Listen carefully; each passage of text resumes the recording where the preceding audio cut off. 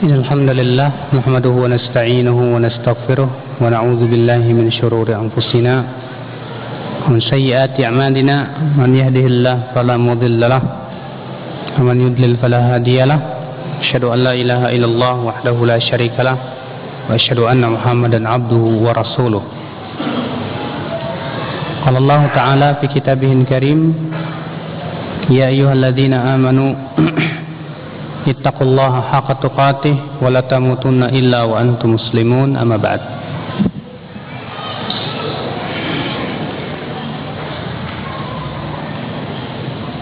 Ayol ikhwah, kita insyaallah pada siang hari ini akan membahas tentang bagaimana atau cara metode para sahabat di dalam beragama.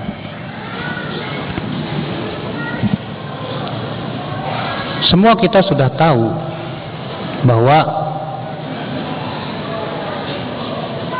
di dalam memahami Al-Quran dan hadis kita harus merujuk para sahabat.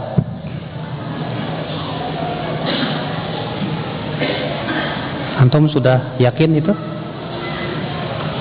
Bahwa dalam memahami Al-Quran dan hadis harus mengikuti metode para sahabat.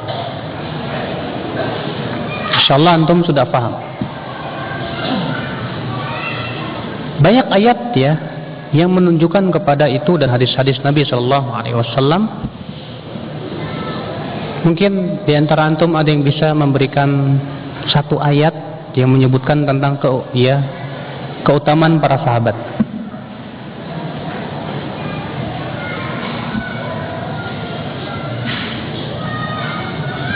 Silakan Pak.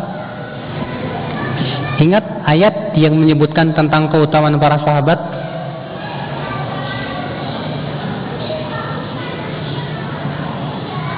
Antum? Antum udah lama ngaji, ayo. Udah lama ngaji masa nggak tahu?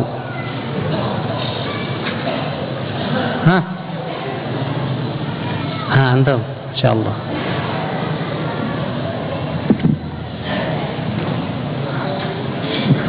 Apa? Radhiyallahu anhum wa radu'an, cuma gitu doang. Awalnya ayo, ya akhi, ikhwan ini. Antum yang berjenggot. Kalau berjenggot katanya ilmunya banyak. Ya akhi. Di surat At-Taubah ayat 100 Allah berfirman, "Was-sabiqunal awwalun minal muhajirin wal ansar walladzina tabauhum bi ihsan radhiyallahu anhum wa radu'an." As-sabiqun al-awwalun, yaitu para sahabat yang pertama kali masuk Islam dari kalangan muhajirin dan ansar dan orang-orang yang mengikuti mereka. Yang mengikuti mereka ini siapa mereka? Siapa? Mereka di sini siapa? Para sahabat, sahih.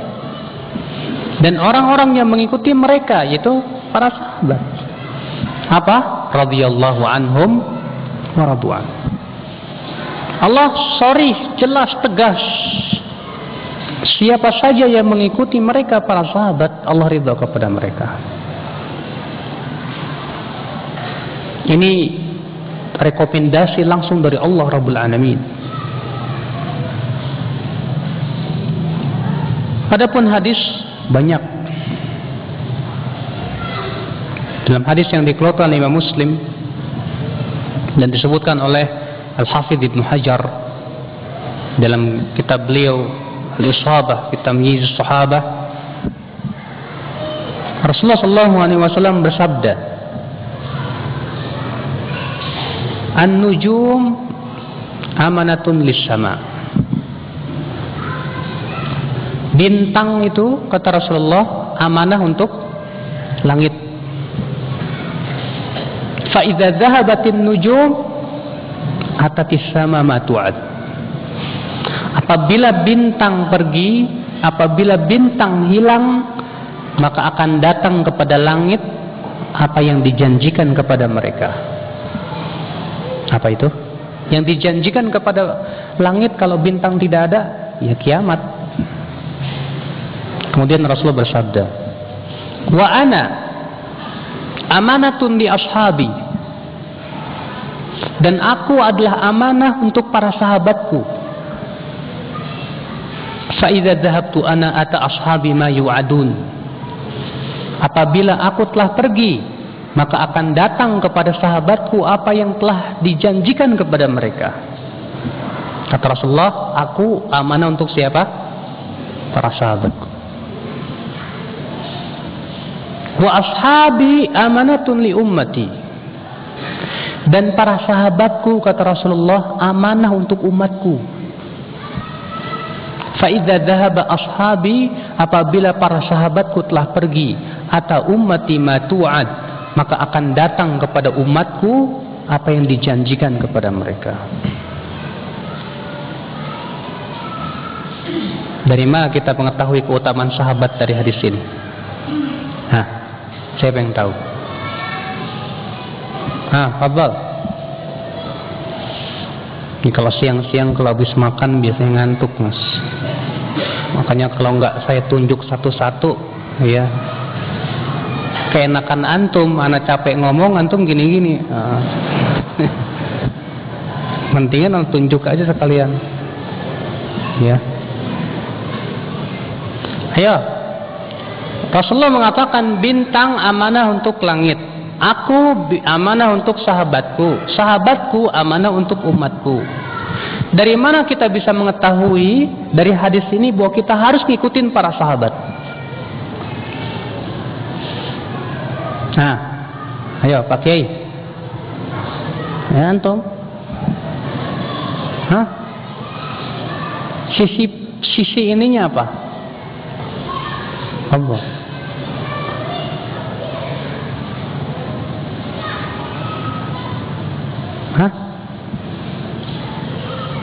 Jadi sisi ininya, lihat, kata Rasulullah, bintang amanah untuk langit. Di sini Rasulullah mengatakan bintang dulu, kemudian setelahnya Rasulullah, kemudian setelahnya sahabat. Seakan-akan Rasulullah SAW menyamakan bahwasannya para sahabat itu seperti bintang. Dan Allah Subhanahu wa taala dalam Al-Qur'an menyebutkan 3 fungsi bintang dalam langit, di dalam Al-Qur'an. Ada 3 fungsi bintang dalam Al-Qur'anul Karim. Apa saja? Yang pertama, baru bisa ngomong ini. Fadhal. Ahsan, hiasan untuk langit. Dalilnya?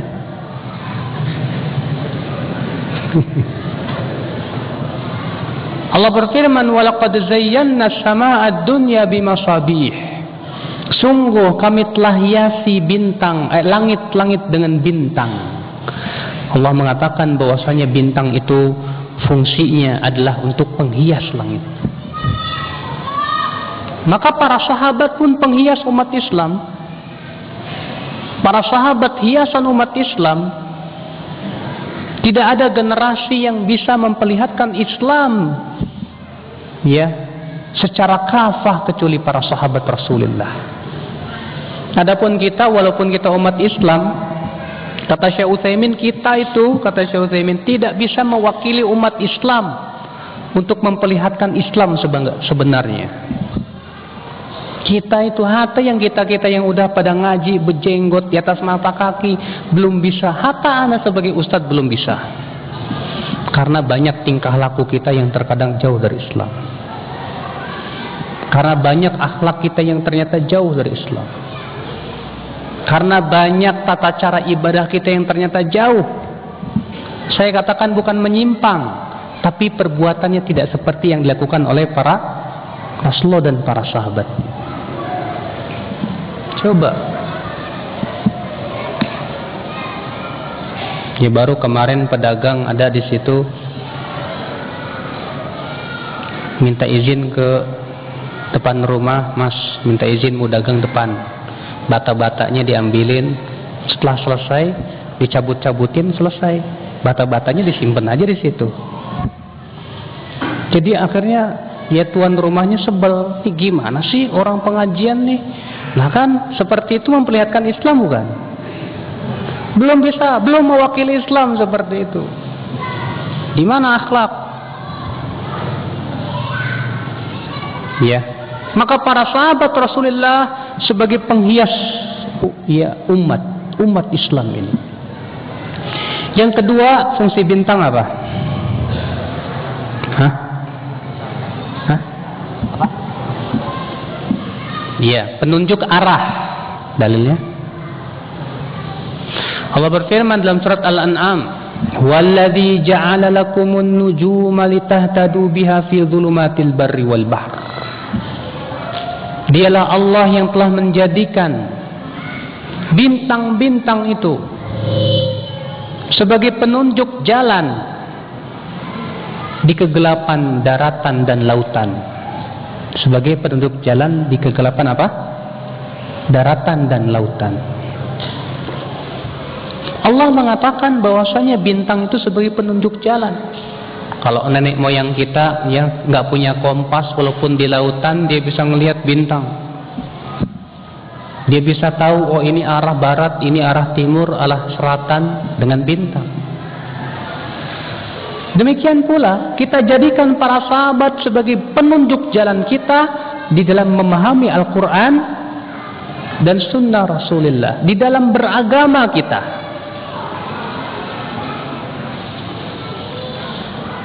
Maka kita jadikan parameter para sahabat untuk menilai berbagai macam pemikiran-pemikiran.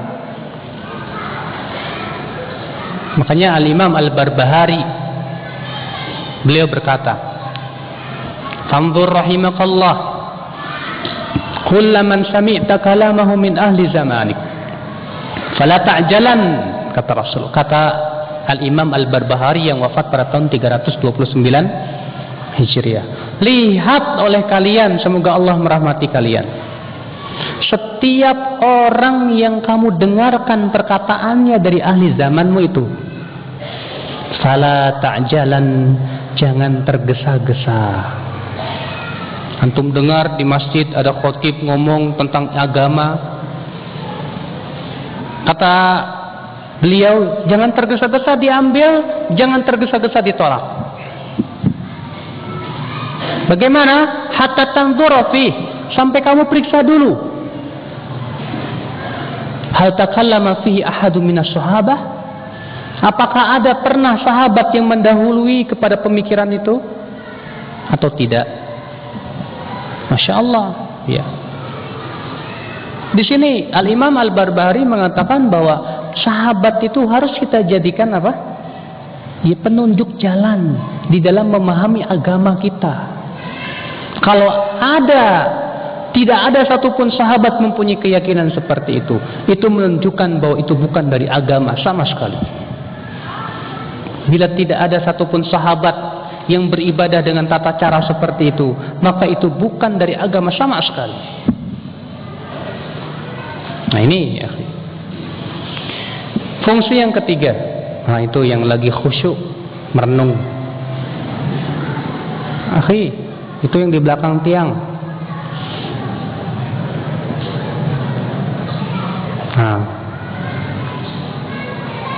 Nah, udah melek.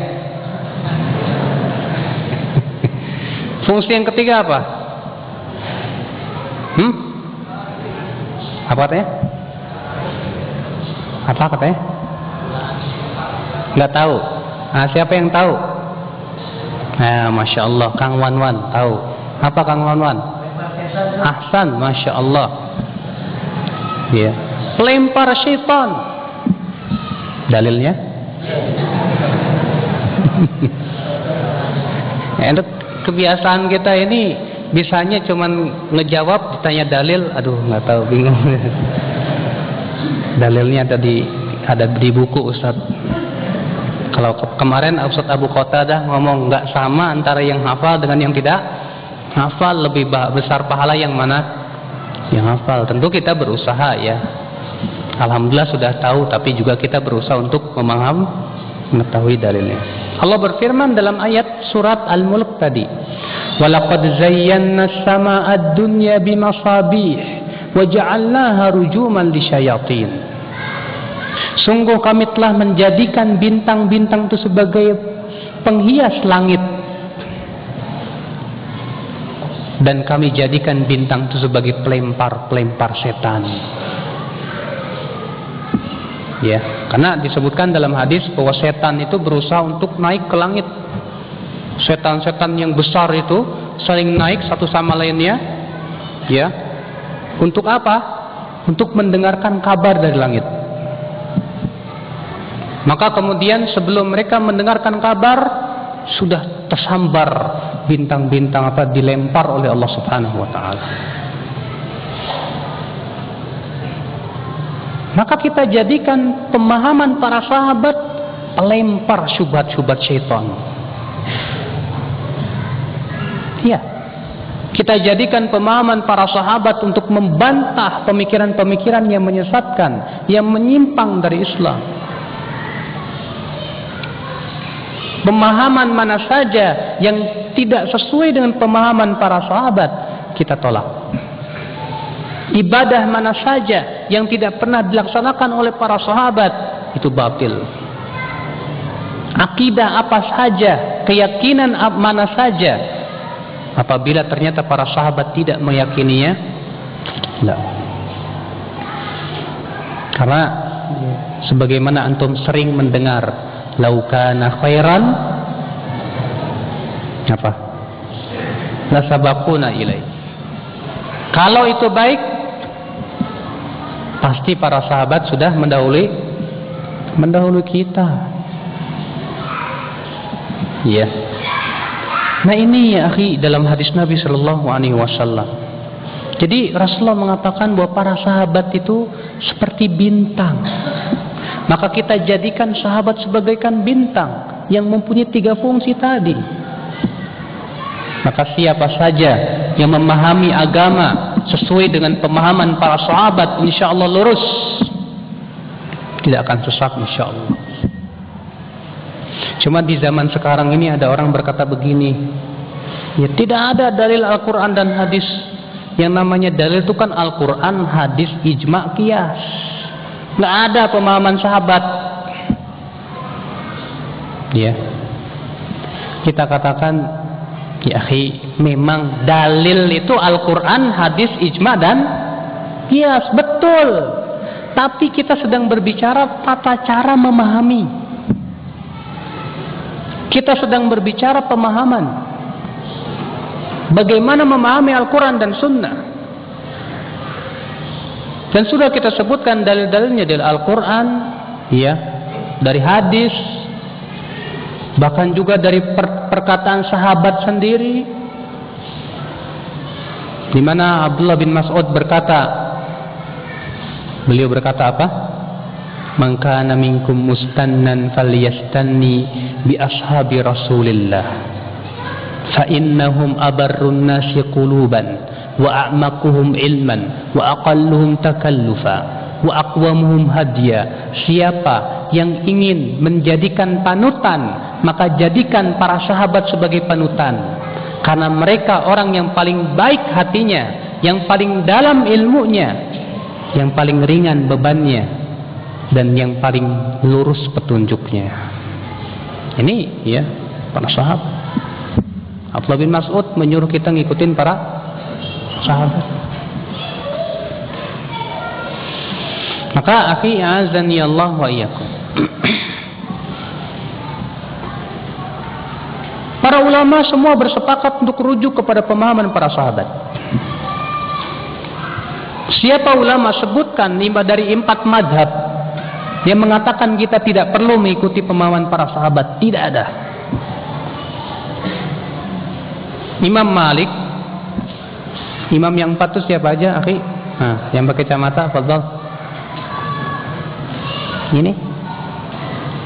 Imam yang 4 itu siapa aja sih? Yang pertama,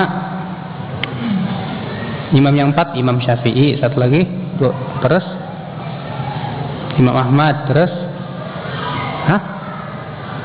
siapa lagi? Imam Syafi'i, Imam Ahmad, terus Imam Malik, terus satu lagi Imam Samudra. Bukan Imam Samudra. Gimana Imam Samudra? Imam Abu Hanifah. Itu imam yang 4. Imam yang 4 termasuk mazhab Daud Al-Zahiri, Ibnu Hazm, semua sepakat wajib kembali kepada para sahabat. Makanya kalau ada di zaman ini mengatakan tidak perlu kita kembali kepada para sahabat, mereka telah menyelisih ijma'.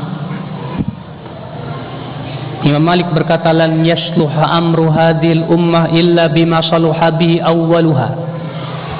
Tidak akan beres urusan umat ini kecuali dengan perkara yang membereskan umat di awalnya, yaitu para sahabat. Imam Syafi'i masyhur mazhabnya, beliau berhujah dengan pendapat sahabat yang tidak diselisih oleh sahabat lainnya. Beliau berkata memuji para sahabat, laqad asnallahu ta'ala tabaraka wa ta'ala ala sahabati Rasulillah fi kitabihi. Sungguh Allah telah memuji para sahabat Rasulullah di dalam Al-Qur'anul Karim. Sampai beliau berkata, ya, wa ara'uhum lana Ahmad wa aula bina min ara'ina min indina li anfusina. Pendapat para sahabat itu buat kita lebih terpuji dan lebih layak kita ikuti daripada pendapat kita sendiri. Imam Syafi'i, akhi. Kata Imam Syafi'i, pendapat sahabat lebih kita ikuti daripada pendapat kita sendiri. Kita yang dimaksud itu Imam Syafi'i. Apalagi kita yang bukan Imam Syafi'i, kita siapa? Imam Syafi'i yang sangat faqih luar biasa, sampai berkata bahwa pendapat sahabat itu lebih didahulukan daripada pendapat Imam Syafi'i. Masya Allah, ya akhal Islam, ma'azani Allah wa iyyakum. Imam Ahmad bin Hanbal berkata, min usuli sunnatin indana, di antara pokok sunnah di sisi kami, at-tamassuk bima kana alaihi ashabu Rasulillah, berpegang kepada apa yang dipegang oleh para sahabat Rasulullah sallallahu alaihi wasallam. Harus. Imam Abu Hanifah berkata, idza ja'ana 'anin nabiy sallallahu alaihi wasallam fa'ala ar-ra'si wal 'ain. Wa idza ja'ana 'anis sahabati Rasulillah fa'ala ar-ra'si wal 'ain. Apabila datang kepada kita yang berasal dari Rasulullah, maka di atas kepala dan mata kita harus diterima. Dan apabila datang dari para sahabat Rasulullah, maka harus berada di atas kepala dan mata kita, harus diterima. Wa idza jaa an ghairihim, apabila datangnya selain dari mereka, fahum rijal wa nahnu rijal. Kenapa? Karena Abu Hanifah hidup di zaman ya akhir-akhir tabi'in. Lihat, semua ulama, Ibnu Hazm di dalam kitab Al-Ihkam menyebutkan tentang keutamaan sahabat dan wajib kita ikut sahabat. Semua ulama sepakat wajib kita ikut sahabat. Yang tidak mau ikut sahabat itu orang-orang munafiqin. Akhal Islam, a'azzani Allah wa iyyakum. Jadi ini ya, tata cara agama kita ini sesuai belum dengan sahabat? Nah sekarang jadi pertanyaan, lalu gimana sih para sahabat metode dalam beragamanya? Lalu bagaimana sih sahabat itu dalam metode dalam memahami dalilnya? Ini yang harus sebetulnya dibahas, dikupas. Ya, yang semoga insya Allah mudah-mudahan saya dimudahkan oleh Allah untuk membuat buku tentang masalah ini khusus. Bagaimana metode para sahabat di dalam memahami dalil? Pertama dalam beragama dulu, manhaj dalam beragama. Insya Allah kita akan bahas yang pertama.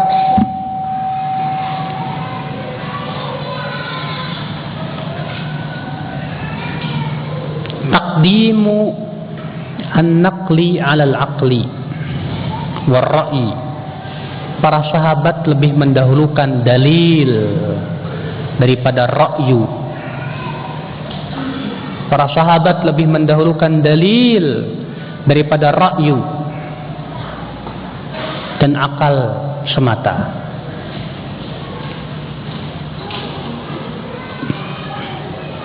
Itu para sahabat, akhi. Bagi mereka wahyu itu segala-galanya, dalil itu segala-galanya. Itu para sahabat. Suatu ketika pernah Abdullah bin Abbas menyampaikan hadis-hadis tentang keutamaan haji tamattu, di mana Ibnu Abbas berpendapat wajibnya haji tamattu, membawakan hadis-hadis yang di mana Rasulullah menyesal, ya, di mana Rasulullah menyesal dan beliau ingin menjadi, kalau bukan karena aku bawa kambing dari Medina, aku akan jadikan hajiku ini haji tamattu saja. Dan Rasulullah menyuruh para sahabat yang tidak bawa kambing atau binatang ternak, ya, untuk merubah hajinya jadi haji tamattu. Ibnu Abbas berpendapat haji tamattu harus. Apa yang terjadi? Rupanya di antara hadirin ada yang berkata, "Hai Ibnu Abbas, akan tetapi Abu Bakar dan Umar, mereka lebih mengutamakan haji ifrad." Apa kata Ibnu Abbas? Ibnu Abbas marah. Lalu beliau berkata, "Yushiku an tanzila alaikum hijaratun minas sama." Hampir-hampir akan Allah turunkan batu dari langit kepada kalian. Aqulu lakum qala Rasulullah. Aku bawakan kepada kalian sabda Rasulullah. Wa taquluna qala Abu Bakrin wa Umar. Lalu kalian malah membawakan perkataan Abu Bakar dan Umar. Apakah kamu kira sabda Rasul, pendapat Abu Bakar dan Umar lebih tinggi daripada sabda Rasulullah? Lihat manhaj para sahabat. Bagi mereka dalil Al-Quran dan hadis yang sahih segala-galanya. Mereka terima. Masya Allah. Iya. Makanya ikhwatul Islam, para sahabat Rasulullah tidak pernah mendahulukan perkataan siapapun juga di atas qala Allahu wa qala Rasulullah. Bahkan para sahabat yang mencela orang-orang yang sebatas berpegang kepada ra'yu, akal semata. Saya akan bacakan di sini perkataan Umar bin Khattab radhiyallahu an yang mencela ra'yu. Beliau berkata,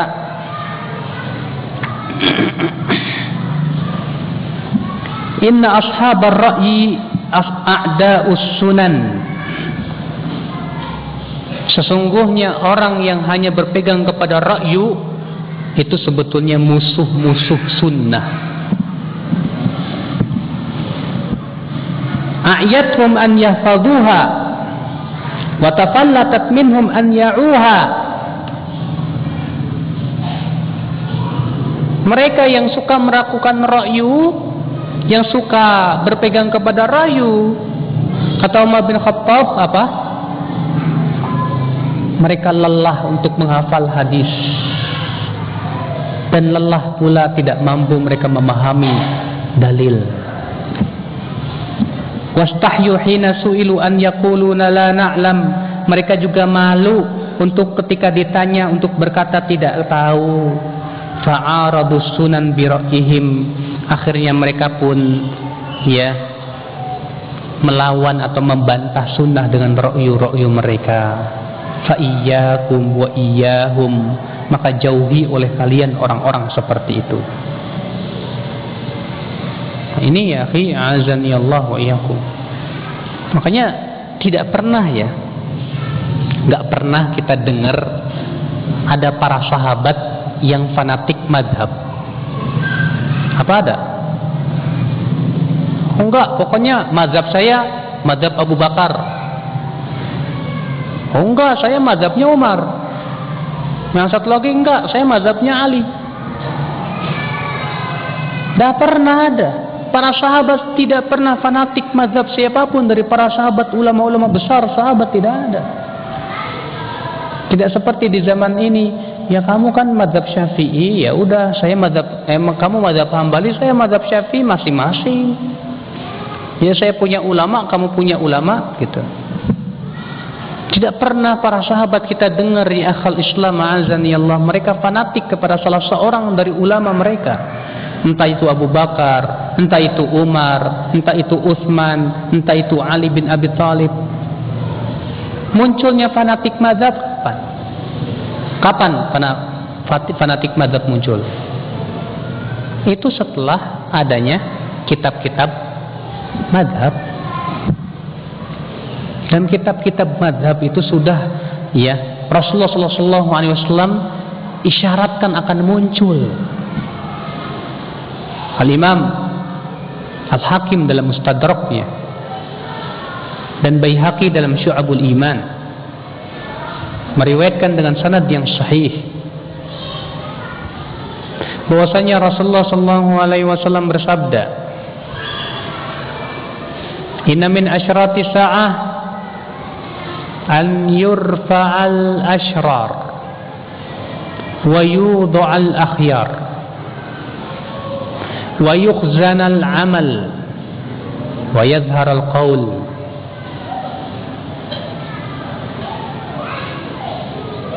wa yuqra fil qaumi bil masnah." Kata Rasulullah, di antara tanda hari kiamat akan dimuliakan orang-orang yang hina atau orang-orang yang buruk. Orang-orang yang buruk itu dimuliakan. Ya, kalau di zaman sekarang ini bintang film, penyanyi-penyanyi top, wah masya Allah. Ya, kalau datang ke desa itu ibu-ibu nggak sempat masak.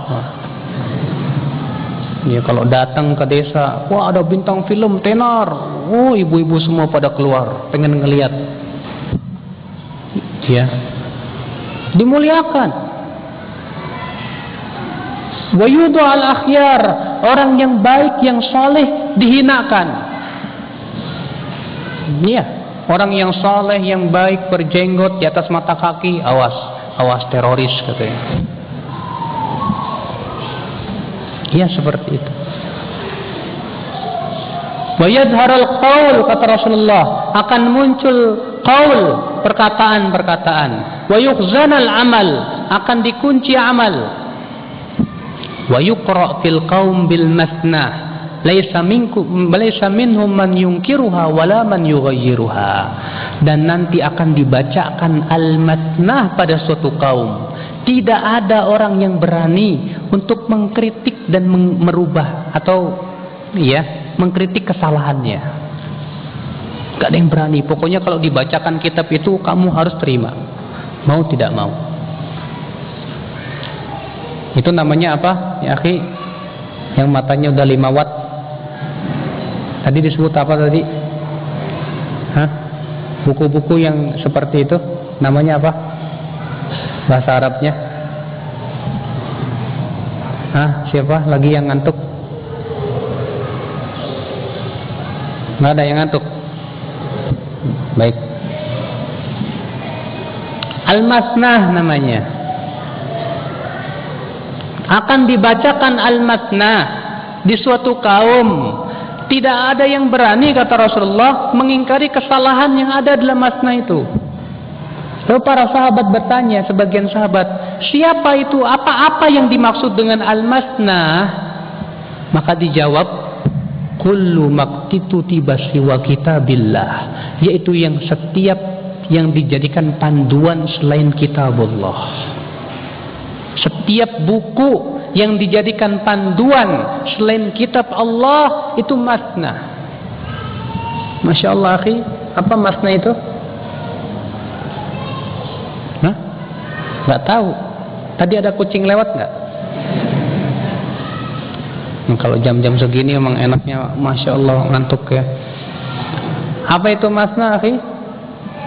Nah, antum, masnah apa tadi?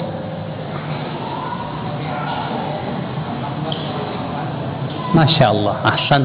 Setiap buku yang dijadikan panduan selain Al-Quran dan hadis, itu namanya apa? Masnah, ya akhi. Coba di zaman sekarang masnah tuh banyak.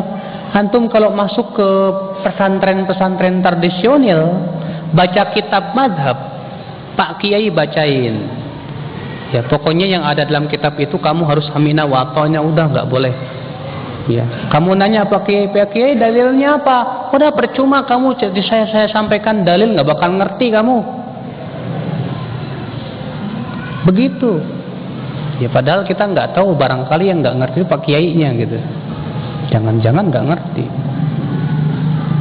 Ya. Nah ini seperti ini ya, ini makna. Di zaman sahabat belum ada, para sahabat semuanya kembali kepada Al-Quran dan hadis. Dalam perselisihan mereka kembali kepada Al-Quran dan hadis. Imam Bukhari meriwayatkan bahwa Ibnu Abbas pernah berdialog dengan seseorang mengenai apakah Nabi Musa yang bertemu dengan Khadir itu Musa Bani Israel atau bukan. Lewatlah ketika dialog itu, lewat seorang sahabat yang bernama, kalau nggak salah, Ubay bin Ka'ab. Lalu ditanya, hai Ubay, apakah engkau pernah mendengar suatu hadis dari Rasulullah tentang masalah Nabi Musa yang bertemu dengan Khadir? Kata Ubay, ya, aku mendengar. Maka dijadikan hadis dalil ini sebagai hakam. Masya Allah. Nggak kayak kita sekarang, akhi. Ya terkadang kita bawakan dalil ditolak. Itu sih hadisnya orang Muhammadiyah. Ya. Kok ada orang hadis Muhammadiyah, hadis NU, hadis, aduh gimana kok dibagi-bagi begitu gitu. Ya. Masya Allah. Persepsi yang salah. Para sahabat tidak pernah seperti itu. Dan itu yang difahami pula oleh para imam yang empat. Karena imam yang empat mengikuti metode para sahabat. Imam Malik berkata, kullun yu'khadu wa yutraku qawluhu ila Rasulullah. Setiap orang boleh diambil perkataannya, boleh dibuang kecuali Rasulullah, harus diambil. Berkata Abu Hanifah, ya, la yahillu li ahadin an ya'khudha biqaulina ma lam yadri aina akhadna, min aina akhadna. Tidak halal seseorang pun yang mengambil pendapat kami bila ia tidak tahu dari mana kami mengambil pendapat itu. Tak boleh, kata Abu Hanifah. Berkata Imam Asy-Syafi'i, idza shahhal hadits fahuwa madhhabi. Apabila hadis telah sahih, itu madhabku. Ini keyakinan Imam Syafi'i rahimahullah.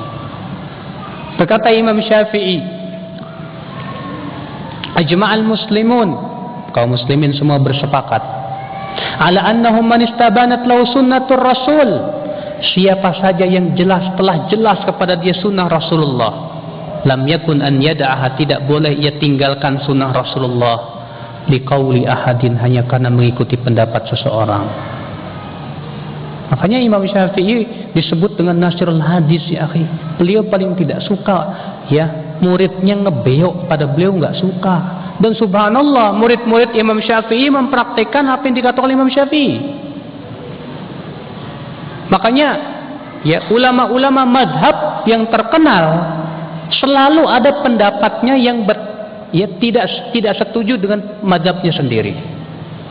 Al-Imam Abu Sulaiman Al-Khattabi menyalahi madhabnya sendiri, madhab Syafi'iyah, dalam 119 permasalahan. Imam An-Nawawi dalam Syarhul Muhadzab, beliau pentolan madhab Syafi'i, dalam kitabnya banyak sekali menyelisih madhabnya sendiri, di antaranya tentang hukum memakan daging unta. Kenapa? Karena mereka tidak pernah ya seperti di belakang-belakang zaman sekarang ini, pokoknya harus fanatik buta, fanatik kepada madhab. Nggak boleh, nggak. Kita harus bermadhab, bahkan mewajibkan, wajib kamu harus bermadhab. Nggak boleh banyak-banyak madhab, katanya, tapi itu harus satu saja. Nasallallahu salamah wal afiyah. Nah ini akhi a'azanillah, jelas ya ini bukan cara beragamanya para sahabat. Namun demikian bukan berarti para sahabat tidak menghormati ulama. Maka kita masuk kepada metode beragamanya sahabat yang kedua, bahwasanya para sahabat menghormati para ulama. Para sahabat menghormati para ulama sahabat. Akhul Islam, a'azzani Allah wa iyyakum. Ulama adalah orang yang sangat dalam pemahamannya terhadap Al-Quran dan hadis. Ulama bukanlah orang yang sebatas pintar ngomong, pandai bersilat lidah, memakai sorban dan gamis, bukan. Berkata Al-Imam Abdullah bin Mas'ud radhiyallahu anhu, la yazalun nasu bi khairin ma atahum al-ilmu min ashabi Muhammadin sallallahu alaihi wasallam wa min akabirihim, fa idza jaa al-ilmu min qibali asagirihim halaku. Apabila manusia, kata beliau, manusia senantiasa di atas kebaikan selama ilmu itu berasal dari para sahabat Rasulullah dan para kibar ulama mereka. Apa? Selama ilmu itu berasal dari para sahabat dan para kibar ulama mereka. Maka apabila ilmu itu datang dari ahli bid'ah al-asagir, halaku, maka akan binasa mereka. Masya Allah, ya. Abdullah bin Mas'ud mengatakan, selama ilmu itu kita tuntut dari para ulama, dari kibar mereka yang telah kuat dan kokoh keilmuannya, maka umat manusia ini akan senantiasa di atas kebaikan. Lihat bagaimana para sahabat menghormati para ulama, ya akhul Islam, a'azzani Allah wa iyyakum.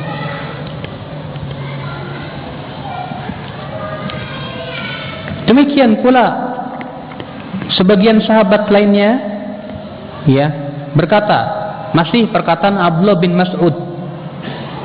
Ini perkataannya bagus sekali. Kata beliau apa? Dengarkan baik-baik. Nanti yang tidur saya tanya.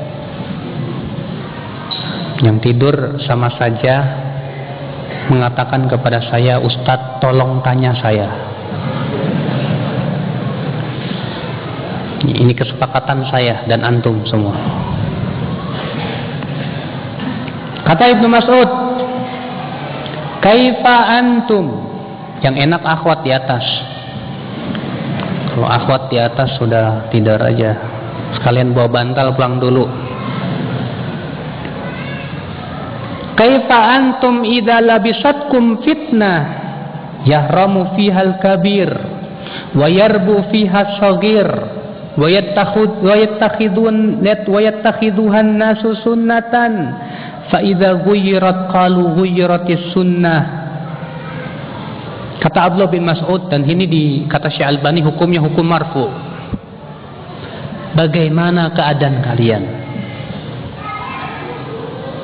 apabila fitnah telah melanda kalian? Ya, bagaimana keadaan kalian apabila fitnah telah melanda kalian, di mana orang tua renta tumbuh di atas fitnah, anak kecil pun tumbuh di atas fitnah itu, dan fitnah itu dianggap oleh manusia sebagai sunnah. Fitnah itu dianggap oleh manusia sebagai sunnah.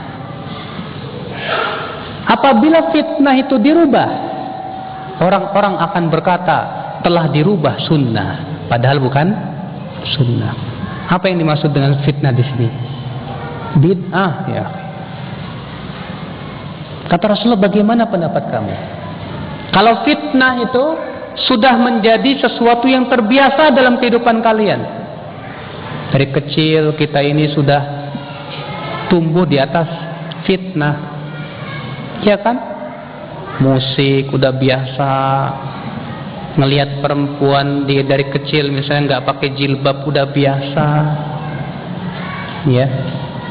Belum lagi ibadah-ibadah yang diada-adakan sudah biasa. Sehingga apa? Karena kita saking sudah biasanya tumbuh di atas fitnah, kita menganggap itu yang sunnah, ya kan? Ketika misalnya ada orang yang merubah, Mas, musik itu haram. Terkejut dia, apa-apaan ini, agama baru. Nah, kan ya. Ketika kita katakan, Mas, tahlilan itu kata mazhab Syafi'iyah bid'ah dolalah. Wih, ini berarti orang ini nggak cinta sama Rasulullah. Ini sunnah hendak dirubah-rubah. Benar kata Ibnu Mas'ud. Bagaimana keadaan kamu kalau fitnah melanda kalian? Di mana manusia yang kecil maupun yang tua tumbuh di atas fitnah, sehingga fitnah itu dianggap sebagai sunnah. Apabila fitnah itu dirubah, orang-orang akan berkata telah dirubah sunnah, padahal bukan sunnah. Kalau mereka berkata, wa mata dzalika ya Aba Abdillah, kapan terjadi itu hai Abu Abdillah? Kapan terjadi? Kapan? Dengarkan kata Ibnu Mas'ud, idza kathurat qurra'ukum wa qallat fuqaha'ukum wa kathurat umara'ukum wa qallat umana'ukum wal tumisatid dunya bi amalil akhirah. Apabila telah banyak qori-qorinya, wah, yang suka bacaannya luar biasa ya, dengan lantunan nada-nada yang telah ditentukan. Qori-qorinya sudah banyak, para fuqaha dan ulamanya sedikit fuqahanya. Para pemimpinnya banyak, orang berlomba-lomba jadi pemimpin. Dan yang amanahnya sedikit, isinya koruptor melulu. Persis di zaman sekarang, Mas. Pemimpin orang berlomba-lomba, Mas. Sampai bintang film pun sekarang pengen jadi pemimpin. Ya, mencalonkan diri dari gubernur, bupati dan yang lainnya. Ya. Mereka enggak mikir kalau itu amanah di sisi Allah, enggak. Karena yang diharapkan adalah kedudukan, kemuliaan, pangkat. Akibatnya apa?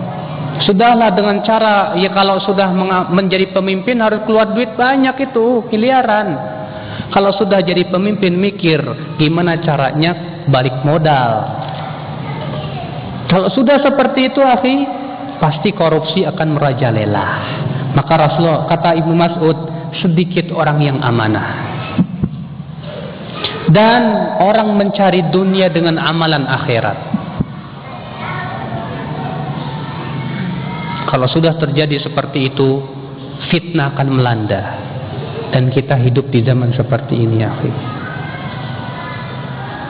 Masya Allah, ya akhul Islam, a'azani Allah wa iyyakum. Ya makanya, ya di sini Ibnu Mas'ud mengisyaratkan kalau ulama sudah sedikit, kelas. Makanya, akhi, sekali lagi bahwa ya kewajiban kita adalah mengambil ilmu dari ulama. Dari orang-orang yang kibar dalam ilmu, bukan asagir. Dan Rasulullah SAW telah mengisyaratkan dalam hadis yang dikeluarkan oleh Allah Abdullah bin Mubarak dalam kitab Az-Zuhud, inna min asyratis sa'ah an yultamasal ilmu indal asagir. Di antara tanda hari kiamat, ilmu itu diambil dari siapa? Al-asagir. Siapa asagir? Ahlul bidah. Kata siapa? Abdullah bin Mubarak. Ahli bid'ah. Nah ini makanya, akhi, Umar bin Khattab, kalau ada suatu permasalahan yang baru terjadi atau sesuatu problem, beliau melihat dulu dari Al-Quran dan hadis, ada tidak dalil. Kalau tidak ada dari Al-Quran dan hadis, apa yang dilakukan oleh Umar? Melihat ada enggak fatwa Abu Bakar. Kalau tidak ada fatwa dari Abu Bakar, dikumpulkan para ulama sahabat, bermusyawarah. Itu Masya Allah. Makanya para sahabat itu hormat pada ulamanya luar biasa. Bukan berarti gulu, tidak. Pernah Ibnu Abbas, ketika Zaid bin Sabit itu termasuk ulama sahabat. Beliau naik ke kendaraannya, langsung Ibnu Abbas memegang tali kelananya, dipegang sama beliau. Kata siapa? Kata Zaid bin Sabit, ya, wahai anak paman Rasulullah, jangan, biar. Apa kata Ibnu Abbas? Tidak. Hakadha umirna bi ulama'ina. Demikianlah kami diperintahkan terhadap ulama kami. Masya Allah. Abdullah bin Abbas, seorang habrul ummah, yang didoakan oleh Rasulullah supaya diajarkan, ya, difaqihkan dalam agama. Dan memang beliau Masya Allah, sampai Abdullah bin Mas'ud memuji Ibnu Abbas. Kata Ibnu Mas'ud, kalaulah Ibnu Abbas seumur dengan kami, saya yakin tidak ada orang yang bisa menandingi ilmu Ibnu Abbas. Tapi bagaimana adabnya Ibnu Abbas terhadap Zaid bin Sabit, seorang ulama? Luar biasa. Mereka begitu, ya, yang diajarkan oleh para sahabat untuk menghormati para ulama, mencintai para ulama. Akan tetapi tentu para sahabat bukan berarti, ya, menghormati para ulama itu bukan berarti mereka taklid buta kepada ulama. Sudah saya sebutkan tadi, ya, Ibnu Abbas marah ketika membawakan hadis tadi ditentang dengan perkataan Abu Bakar dan Umar. Nah, ini demikian pula, akhi. Nah, manusia di zaman ini ada 3 kelompok terhadap ulama. Ya, di zaman ini manusia ada 3 kelompok terhadap ulama. Kelompok yang pertama, yang mensucikan ulama seakan-akan ulama itu nabi, nggak pernah salah. Pokoknya apa kata kiai A, kata kiai B, nggak boleh disalahin. Katanya kita nggak butuh Al-Quran hadis, sehingga menganggap bahwa kitab madhab karena itu adalah buatan ulama, itu harus lebih didahulukan daripada Al-Quran dan hadis. Maka ini sebuah kelompok yang menyimpang. Kelompok yang kedua, yang mengatakan cukup Quran hadis, nggak butuh ulama. Akhirnya apa? Comot Bulughul Maram, dipahami sendiri. Oh, menurut saya, ambil Al-Quran, pahami sendiri. Nggak mau, nggak butuh ulama. Bahkan mereka mensejajarkan dirinya dengan ulama. Di zaman sekarang ini banyak, akhi. Di satu pihak kaum muslimin ada yang sangat fanatik buta sama ulama, ya. Pokoknya ulama itu seakan-akan nggak pernah salah. Di Indonesia ini banyak, ya. Pokoknya apa kata kiai pasti benar. Jangan macam-macam. Di dadanya Pak Kiai itu ada malaikat, katanya. Ini biasanya dari kalangan sufiah. Kebalikannya, cukup Quran hadis, nggak perlu ulama. Kita juga diberikan pemahaman kok. Akhirnya ambil Al-Quran, pahami sendiri. Ya, akhirnya kayak orang N11 nafsirin Quran seenak dewe. Ya, Allah berfirman, wallahu yad'u ila darissalam. Allah menyeru kepada Darussalam. Oh, dar itu negara, salam itu Islam. Oh, berarti harus negara Islam. Dan Allah menyuruh kepada negara Islam. Negara Islam itu NII. Oh, berarti negara Islam itu surga. Siapa yang masuk NII surga. Selain NII nggak masuk surga, katanya. Itu penafsiran mereka. Nggak pernah sedikit pun. Ya mungkin antum yang dulu pernah ikut-ikutan NII itu, nggak pernah kita mendengar mereka berkata Al-Hafidh Ibnu Hajar, berkata para ulama-ulama Islam. Nggak pernah.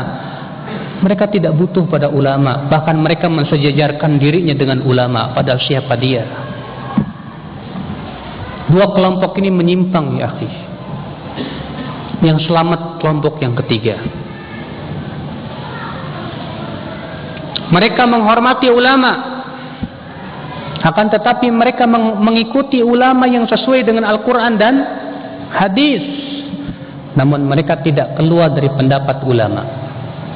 Apabila ulama salaf terdahulu berselisih menjadi 3 pendapat, mereka tidak membuat pendapat yang keempat, tapi mereka pilih yang paling rajih dari salah satu dari 3 pendapat. Fanatik mereka kepada Allah dan Rasulnya saja, tapi mereka menghormati ulama dan memahami agama melalui para ulama, tapi mereka tidak fanatik kepada ulama. Dan ini yang dipahami oleh para sahabat Rasulullah sallallahu alaihi wasallam. Itu yang dipahami oleh para sahabat Rasulullah sallallahu alaihi wasallam.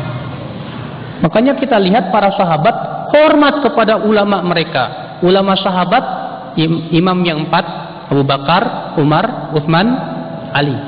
Ulama sahabat, Zaid bin Thabit, Abdullah bin Mas'ud. Ulama-ulama sahabat semua itu. Ya. Aisyah radhiyallahu anha, mereka sangat hormat, tapi apakah mereka fanatik kepada salah satunya? Tidak. Mereka hanya kepada Allah dan Rasulnya fanatik, tapi mereka tetap tidak keluar dari pendapat para ulama. Nah ini ya akhi, a'azzani Allah wa iyyakum. Jadi metode beragama para sahabat yang kedua itu ihtiramul ulama. Apa itu? Menghormati para ulama.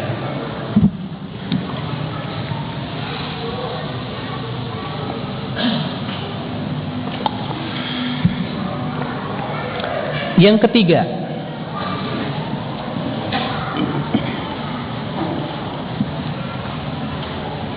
taslim terhadap nas-nas Al-Quran dan hadis.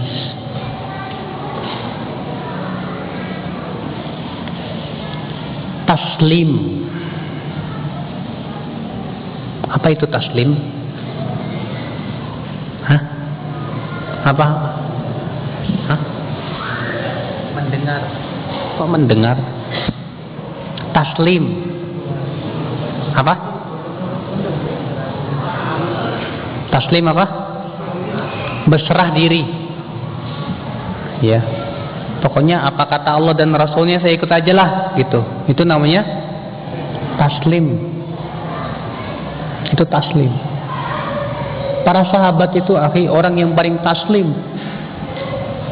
Luar biasa taslimnya para sahabat, dibandingkan kita nggak ada apa-apanya.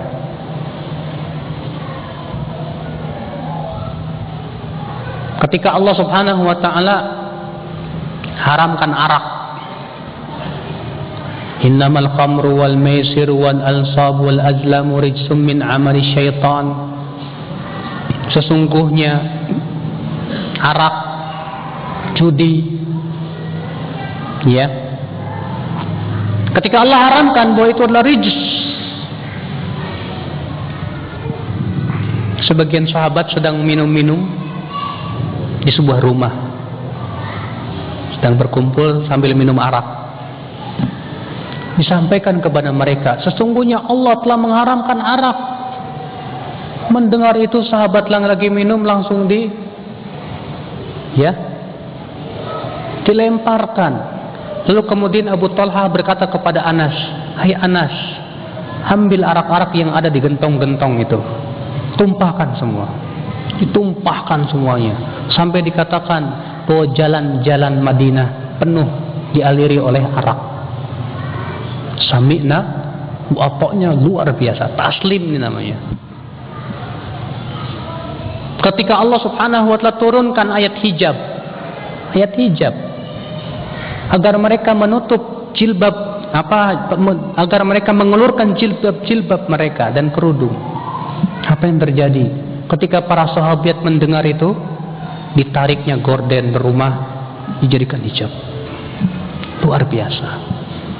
Kalau kita terkadang mikirnya 2 kali dulu. Hai para wanita, pakai jilbab yang bener. Mikir-mikir, aduh, masa saya nggak bisa tampil cantik, kan gitu. Iya.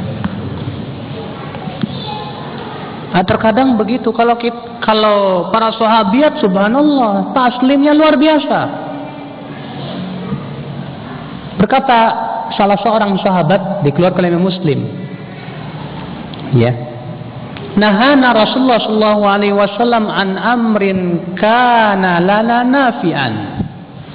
Rasulullah sallallahu alaihi wasallam melarang kami dari suatu perkara yang itu bermanfaat buat kami. Dengarkan, Rasulullah SAW melarang kami dari suatu perkara yang itu manfaat menurut kami. Manfaat menurut kami. Wa ta'iyatullahi wa rasulihi anfa'u lana. Namun mentaati Allah dan Rasulnya lebih bermanfaat buat kami. Masya Allah. Namun kata beliau, mentaati Allah dan Rasulnya lebih bermanfaat buat kami. Khalas, sami'na wa ta'na. Coba ya akhi, di zaman sekarang, ketika kita sebutkan para ulama mengatakan dengan dalil Al-Quran bahwa bunga bank itu haram, masih orang berpikir-pikir, ini kan manfaat, kita nabung dapat duit lebih gede, untung. Tapi sahabat ini berkata apa? Mentaati Allah dan Rasulnya lebih bermanfaat buat kami. Sahih. Ini taslim namanya. Tidak menolak dengan akal. Kalau kita sering kali menolak perintah Allah dan Rasulnya dengan akal, dengan perasaan, iya sahih. Kurang taslimnya kita kurang ya. Ya. Allah al-musta'an wa alaihi tikla. Makanya ya, para sahabat tidak pernah menolak hadis dengan akal, tidak pernah. Tidak ada satupun sahabat yang menolak hadis dengan akal. Kalaupun beliau menolak, maka beliau tolak dengan hadis lagi. Ya, bukan berarti mengadukan, tapi berbeda ijtihad dalam pemahaman melalui atau terhadap dalil-dalil Nabi sallallahu alaihi wasallam. Nah ini akhi, taslim. Sekarang kita bertanya kepada diri kita, sudah sejauh mana taslim kita kepada Allah dan Rasulnya? Sudah sejauh mana taslim kita akhi? Masih banyak terkadang ra'yu, hawa nafsu yang memenuhi dada kita, sehingga ketika kita ingin mentaati Allah dan Rasulnya, kita masih pikir-pikir 12 kali. Kira-kira perintah Allah atau larangan Allah ini merugiin saya apa enggak? Allah musta'an wa alaihi tiklan. Kemudian di antara cara metode beragamanya para sahabat Rasulullah sallallahu alaihi wasallam, dhammul bid'ah wal ibtida', mencela bid'ah. Para sahabat itu mencela bid'ah, Mas. Apa sih bid'ah? Hah? Ya akhi, apa bid'ah? Fadhal. Enggak dengar? Perkara baru dalam agama. Apa setiap yang baru dalam agama disebut bid'ah? Jayyid. Bid'ah, sedikit bid'ah, sebetulnya pembahasan bid'ah itu panjang ya, saya tidak mungkin menjelaskan sekarang. Tapi sedikit sekelumit tentang bid'ah dulu. Bid'ah secara bahasa artinya sesuatu yang baru ada yang sebelumnya tidak ada. Maka ini masuk padanya masalah-masalah dunia. Ya, combrok bid'ah. Bahkan kata Ustaz Zainal, wajah ente juga bid'ah. Mobil bid'ah, HP bid'ah, pesawat bid'ah. Betul, itu secara bahasa. Secara bahasa itu bid'ah. Tapi secara istilah syariat, bid'ah itu hanya sebatas masalah agama saja. Masalah dunia pada asalnya halal. Masalah dunia pada asalnya apa? Halal. Adapun bid'ah itu hanya sebatas masalah agama saja, akhi. Makanya Imam Asy-Syafi'i mendefinisikan bid'ah itu apa? Hah? Siapa yang hafal?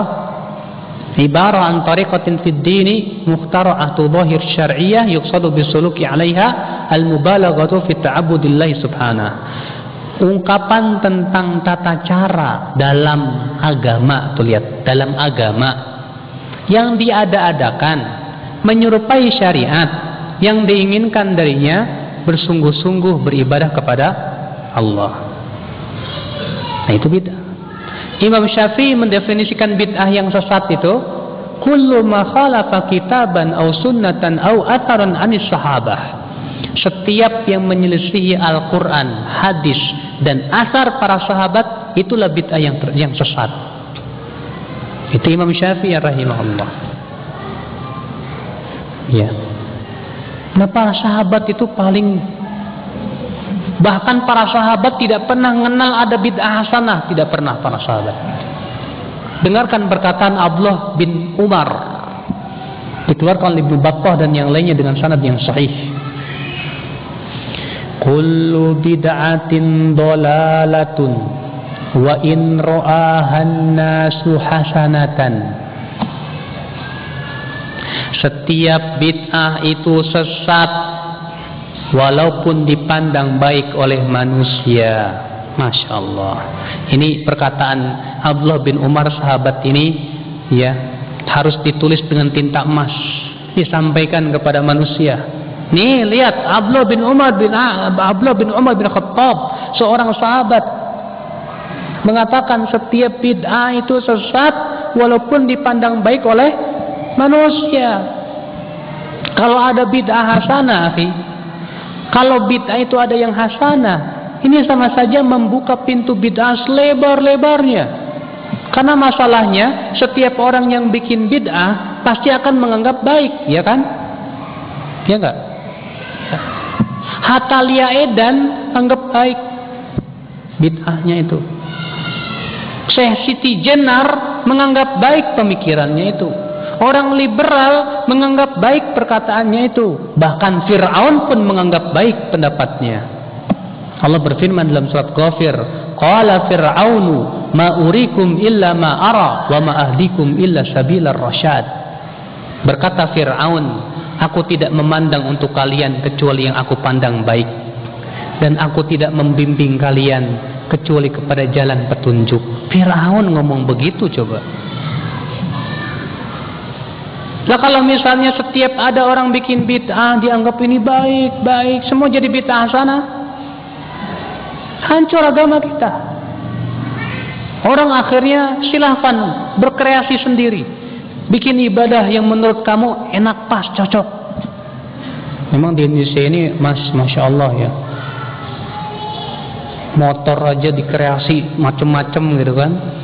Motor Vespa jadi panjang, jadi apa, agama pun digituin sama dia. Ya, dibikin apa, aksesorisnya bikin kayaknya kurang mantep lah. Ya, yang mantep dong saatnya Allah,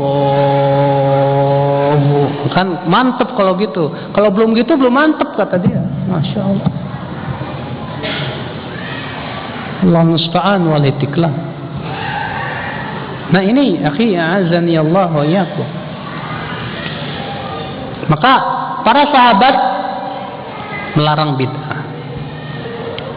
Pernah suatu ketika Abdullah bin Umar sedang duduk-duduk dengan sebagian teman-temannya. Tiba-tiba apa? Sebelum azan ada orang teriak-teriak, as-shalah, as-shalah, salat, hadir, salat rahimakumullah, salat. Maka Abdullah bin Mas'ud berkata, "Qum nungkiru hadhil bid'ah." Ayo kita bangun, kita ingkari bid'ah ini. Tidak pernah di zaman Rasulullah ada seperti ini. Masya Allah. Ya, coba di zaman sekarang sebelum adzan bukan cuma salat-salat doang, Mas. Ya, sebelum adzan itu orang nyanyi-nyanyi dulu gitu kan. Masjidnya banyak, yang satu masjid udah tahu yang itu nyanyinya beda, oh harus beda, nyanyiannya beda lagi, ya. Masa sama, malu ah. Yang satu lagi, masa sama dua masjid, nyanyinya beda lagi juga, ya. Allahul musta'an wal istiqlal. Makanya apa kata Ibnu Mas'ud? Ittabi'u wala tabtadi'u faqad kufitum. Ikuti saja, ikuti, jangan bikin bid'ah. Kalian itu sudah dicukupi. Ngapain sih capek-capek kita kreasi sendiri? Cukup kita ikuti, nggak perlu kita bikin-bikin yang baru-baru, nggak perlu ya. Kita ini sudah dicukupi oleh Rasulullah dan para sahabatnya, khalas. Makanya subhanallah ya akhi, ya para sahabat dalam metode beragamanya, mereka orang yang melarang bid'ah, tidak suka berbuat bid'ah.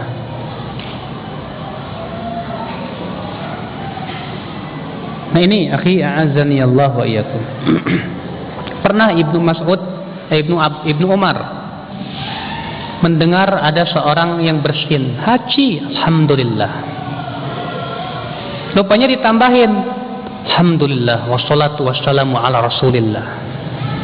Kata Ibnu Umar, dahulu di zaman Rasulullah kami tidak pernah mengucapkan seperti itu, tapi kami dahulu cukup mengatakan alhamdulillah pada setiap keadaan. Diingkari, ada orang bikin nambah-nambah, ya, alhamdulillah wassalatu wassalamu ala rasulillah. Mungkin kalau antum ingkari orang seperti itu marah, kamu ini mau ngelarang orang salawat ya? Nah kan gitu, ya kan? Iya. Padahal kata Ibnu Umar, dahulu di zaman Rasulullah kami tidak pernah diajarkan oleh Rasulullah kecuali alhamdulillah saja. Ada apa kamu bikin-bikin? Tidak pernah ya akhul Islam, a'azani Allah wa iyyakum. Nah ini ya, bagaimana para sahabat Rasulullah sangat ittiba kepada sunnah Rasulullah sallallahu alaihi wasallam. Kemudian di antara metode ya, para sahabat Rasulullah sallallahu alaihi wasallam dalam beragama,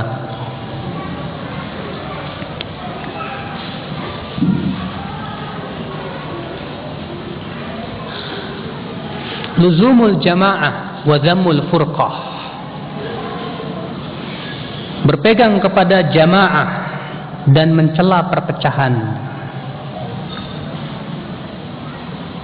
Berpegang kepada jamaah dan mencela perpecahan. Berkata Abdullah bin Mas'ud, ya ayuhan nas, alaikum bit-ta'ah wal jamaah.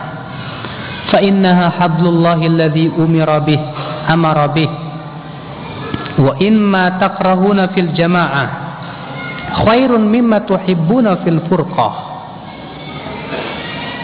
Hai manusia, hendaklah kalian taat dan berpegang kepada jamaah, karena itulah tali Allah yang Allah perintahkan, dan apa yang kalian tidak sukai di dalam bersatu berjamaah lebih baik daripada apa yang kalian sukai dari berpecah belah. Terkadang untuk bersatu itu ada setan masuk, ya. Maka sesuatu yang kita tidak sukai dalam jamaah lebih baik daripada yang kita sukai dalam berpecah belah,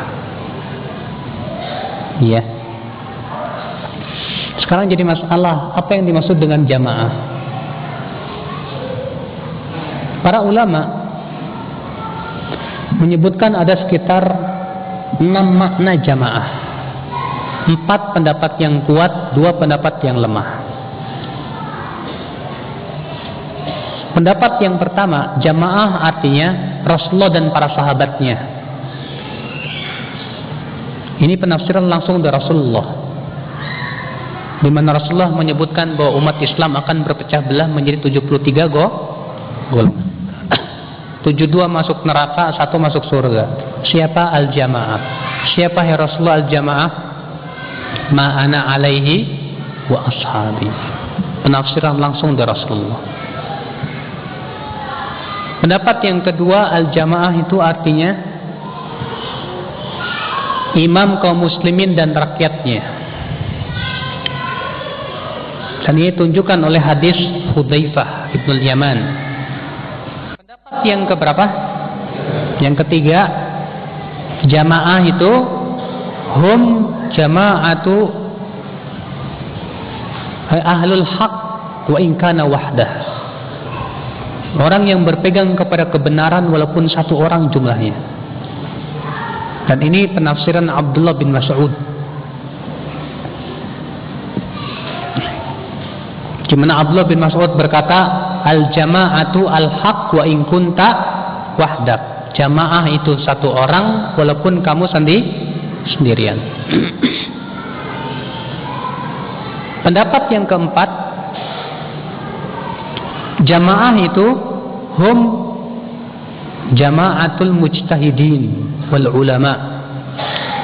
Sekelompok ahli ijtihad, para ulama ahli ijtihad, ahlul hadis. Itu al-jamaah. Pendapat yang kelima, dan ini pendapat yang lemah, hum as-sawadul a'zam, jumlah mayoritas. Tapi hadisnya lemah, tidak bisa dijadikan hujjah. Pendapat yang keenam, dan ini tidak ada satupun pendapat ulama yang berpendapat dengannya dan tidak ada dalilnya. Setiap sekelompok orang yang dipimpin satu orang.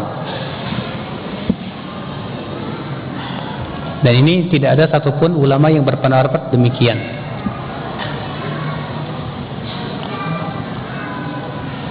Nah ini, berpegang kepada jamaah artinya kepada jamaah Rasulullah dan para sahabatnya, yang mereka itulah kebenaran, di mana jamaah memerintahkan senantiasa mengikuti para ulama mujtahidin dan tidak memberontak kepada para penguasa muslim. Itu disebut dengan al-jamaah. Makanya disebut ahlus sunnah wal jamaah. Artinya jamaah disebut jamaah, ahlus sunnah disebut al-jamaah, karena mereka mengikuti Rasulullah dan para sahabatnya, senantiasa menapaki jejak kaki para ulama mujtahidin. Mereka pun juga mereka ahli kebenaran dan senantiasa tidak mentaati penguasa dalam hal yang ma'ruf dan tidak memberontak kepada mereka. Itu disebut dengan al-jamaah. Nah itu yang dimaksud dengan jamaah. Ya, maka yang diperintahkan oleh para sahabat untuk al-jamaah ini dia maksudnya. Ya, hendaklah kita berpegang kepada al-jamaah. Tapi akhir sebetulnya pembahasan ini masih banyak lagi ya, karena waktu kita tidak mengizinkan. Ya, sebentar lagi dia akan asar. Sebelum lagi tanya jawabnya belum ini, tapi tidak apa-apa. Cuman di sini saya ingin ada sedikit tambahan, yaitu sedikit pembahasan maksudnya, yaitu bahwa setiap dalil syariat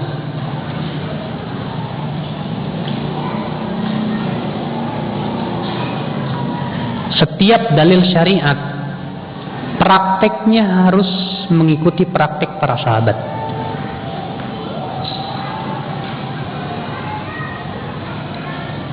Maka setiap dalil yang tidak sesuai prakteknya dengan praktek sahabat, maka itu tidak dibenarkan tata cara pemahamannya.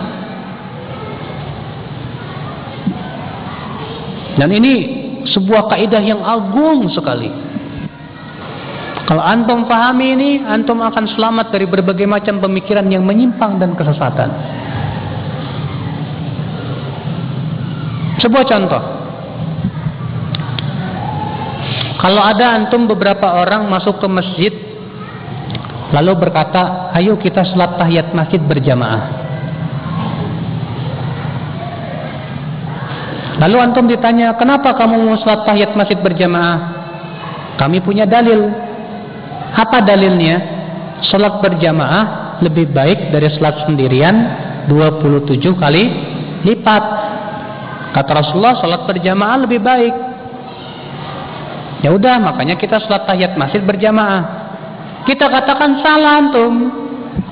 Kok begitu? Iya, karena para sahabat tidak ada yang mengamalkan begitu. Praktiknya tidak ada dari para sahabat seperti itu.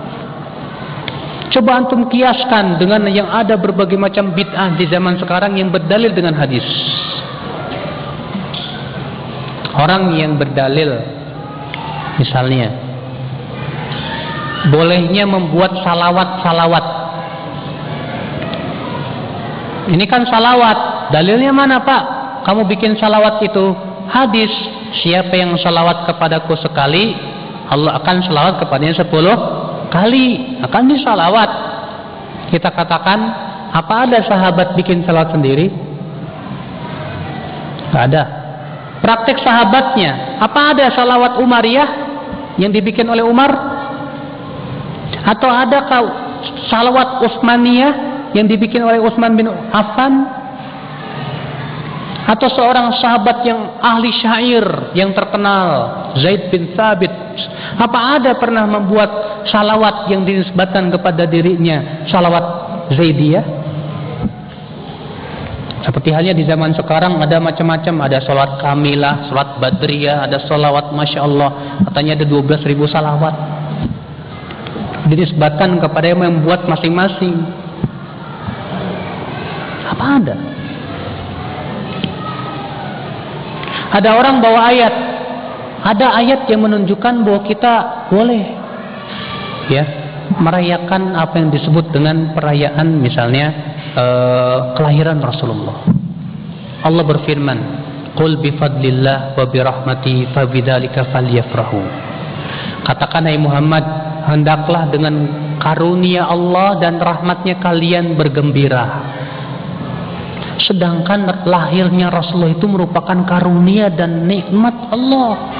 Dan Allah menyuruh kita gembira dengan karunia Allah. Nah, kita ini gembira. Kita katakan, maaf, ayat itu benar. Tapi apa ada sahabat yang memahami seperti itu? Lebih gembira mana ente sama sahabat? Lebih cinta mana ente sama sahabat terhadap Rasulullah? Ketika para sahabat tidak ada yang mengamalkan, kenapa kita amalkan?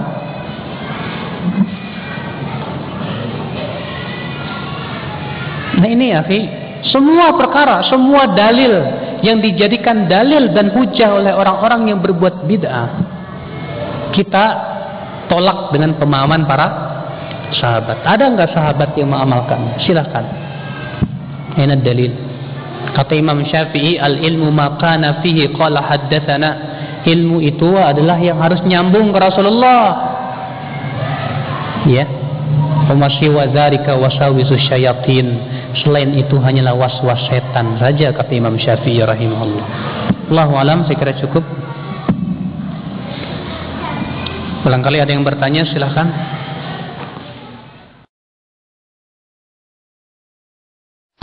Ada pertanyaan di sini, Ustadz. Apa benar fanatik golongan itu menggugurkan keislaman sehingga harus bersyahadat kembali orang yang ini? Tidak benar.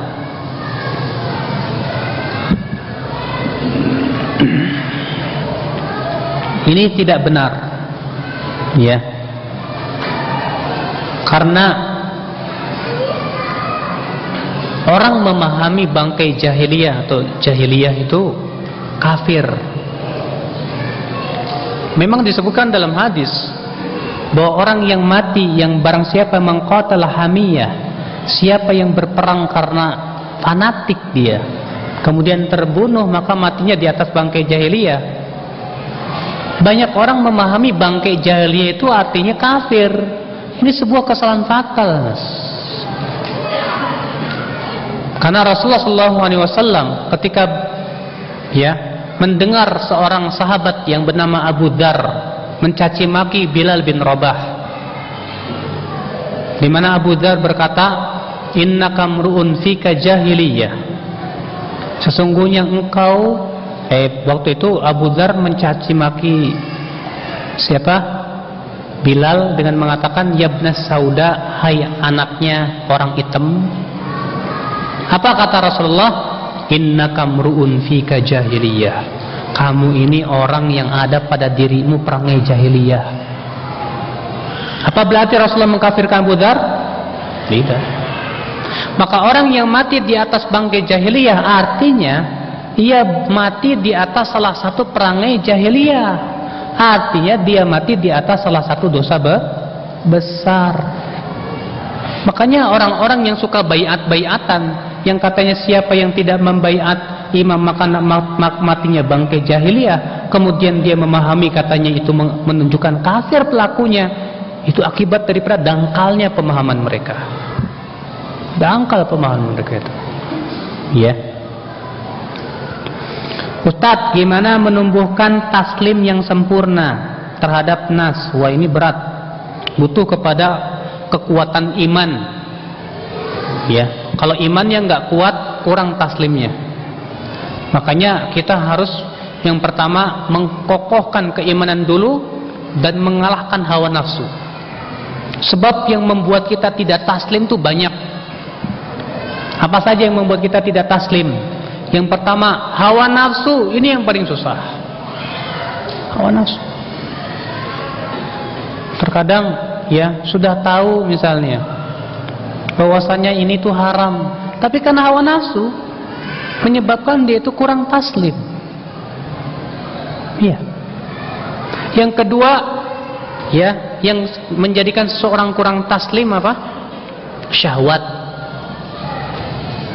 Yang ketiga, yang kurang menjadikan seseorang kurang taslim, hasad. Yang keempat, yang menyebabkan seseorang kurang taslim, kiber, sombong. Nah ini, ya, sifat-sifat yang bertentangan dengan taslim ini harus dihilangkan dulu. Ya. Sejak kapan dinamakan Ahlus Sunnah wal Jamaah? Akhi, di zaman sahabat masih hidup, penamaan Ahlus Sunnah itu sudah muncul. Berkata Muhammad bin Sirin, sebagaimana dikeluarkan Imam Muslim dalam sahihnya, dalam muqaddimah sahihnya, lam yakunu yas'aluna 'anil isnad. Mereka dahulu tidak pernah bertanya tentang sanad. Falamma waqa'atil fitnah, ketika muncul fitnah, qulna, kami mulai berkata, sammu lana rijalakum, sebutkan nama-nama perawi kamu. Fayunzar, lalu dilihat. Fa in kana min ahli sunnah, kalau yang membawa berita itu ahlu sunnah, fayuqbal hadithuhu, hadisnya diterima. Berarti di zaman Muhammad bin Sirin.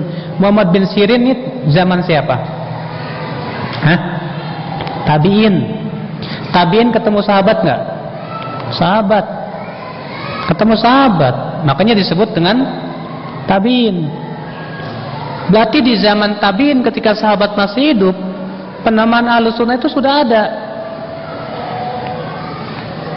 Ya, sudah ada ya akhi. Ustadz, ana melihat banyak ikhwan kalau mau meninggalkan majlis angkat tangan. Apa ada sunnahnya Ustadz? Iya. Ini kebiasaan para sahabat dan para ulama. Kalau meninggal mau keluar itu izin dulu ke ustadznya. Kalau ustadznya tidak mengizinkan, kamu jangan keluar, duduk. Nggak keluar. Iya. Cuman kalau kita cuma gini doang, pergi. Sambil nunjuk sambil pergi gitu. Barakallahu fikum Ustadz, kebanyakan orang awam banyak yang meninggalkan sunnah Rasulullah. Karena yang dimaksud sunnah menurut mereka adalah yang dikerjakan dapat pahala, ditinggalkan nggak apa-apa. Ini akibat dari definisi yang salah. Akibat definisinya salah menimbulkan pengamalan yang salah. Memang sebagian ulama ada yang memberikan definisi sunnah seperti itu. dilakukan dapat pahala, dilakukan dapat pahala, ditinggalkan nggak dapat dosa. Tapi para ulama, para usul fikih mengkritik definisi ini. Apa kata mereka? Definisi ini cacat. Coba antum renungkan. Sunnah adalah, ibu-ibu anak-anaknya nanti jatuh loh, disuruh diam ya. Sunnah adalah dilakukan dapat pahala. Apa setiap yang melakukan sunnah dapat pahala? Enggak. Antum salat sunnah riya pengen dipuji orang dapat pahala? Enggak. Ditinggalkan nggak dapat dosa, kata siapa? Kalau antum meninggalkan sebuah sunnah yang telah menjadi kesepakatan ulama itu sunnah, dan antum menganggap itu tidak sunnah, antum bisa berbuat dosa, bahkan kafir, murtad dari agama Islam, bisa jadi seperti itu. Saya nggak mau sholat sunnah rawatib, menurut saya itu nggak sunnah. Ajib. Antum meninggalkan sholat sunnah dengan keyakinan itu dosa nggak? Dosa. Antum meninggalkan sholat sunnah karena melecehkan sunnah, dosa tidak? Dosa. Makanya definisi yang benar apa? Sunnah itu adalah matuliba fi'luhu wastahaqqa tarikuhu dzam. Sunnah itu yang diminta perbuatan untuk diperbuat, dan yang meninggalkannya berhak dicela. Ya, sunnah itu apa? Yang diminta untuk melaksanakannya, dan yang meninggalkannya berhak dicela. Makanya Rasulullah SAW bukankah mencela sebagian yang meninggalkan sunnah? Ketika seorang sahabat masuk, Rasulullah sedang khutbah Jumat ini, masuk Sulaik al-Ghatafani, langsung duduk. Kata Rasulullah apa? Kamu sudah sholat 2 rakaat belum? Sholat tahiyat masjid? Belum ya Rasulullah. Berdiri kamu, sholat 2 rakaat, cepatkan dikit. Maksudnya ringkaskan. Di sini Rasulullah SAW mencela tidak? Bukankah Rasulullah bersabda, di antara tanda hari kiamat, seseorang lewat masjid cuma sebatas jadi tempat lewat doang, nggak sholat tahiyat masjid. Bukankah Rasulullah mencela orang yang meninggalkan sunnah? Walaupun tidak berdosa, tetap tercela. Makanya apalagi penuntut ilmu, akhi. Sampai-sampai ya, Syekh Albani rahimahullah mengatakan bahwa peci ini sunnah yang merupakan termasuk syiar agama Islam. Tidak layak seorang penuntut ilmu untuk meninggalkan peci. Syekh Albani, kata beliau, Rasulullah tidak pernah sekalipun sholat dalam keadaan tidak pakai peci, kecuali sekali karena waktu itu tidak ada sutra. Kalaupun itu hadisnya sahih, kata beliau.